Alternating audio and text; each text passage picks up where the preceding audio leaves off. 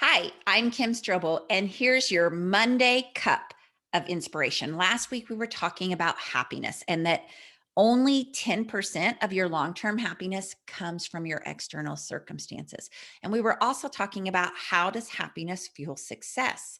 Well, here's what else we know from the science we know that 25% of job success, your ability to succeed on the job, comes from your IQ, and that 75% of your ability to achieve success in your job or in the workplace comes from your optimistic levels, your social support systems, and your brain's ability to see stress as a challenge.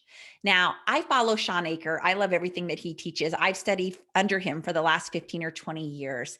And he talks about how he went to do a wellness week at an organization. And he talks about how on Monday they were bringing in the world's leading expert on depression. And on Tuesday, they were going to talk about eating disorders. And on Wednesday, it was about bullying and school violence.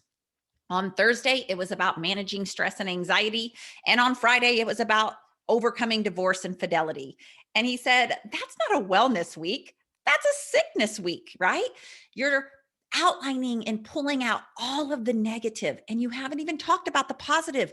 You haven't talked about how people can live more fulfilling, happy filled lives, how they can learn to flourish and thrive versus feeling all of the stress.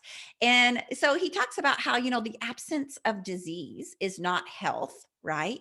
Here's the pathway to health. Most schools and businesses follow this formula, right? Work harder, put in more hours, climb the corporate ladder. And on the other side of all of that comes success. And if I'm successful, then I'll be happier. But what we actually know is that this formula is completely broken. That when we put happiness at the forefront, that's when we can begin to achieve all of the other things for our businesses, our schools, our organizations. And I'll talk more about this next week, but that is this Monday's Cup of Inspiration.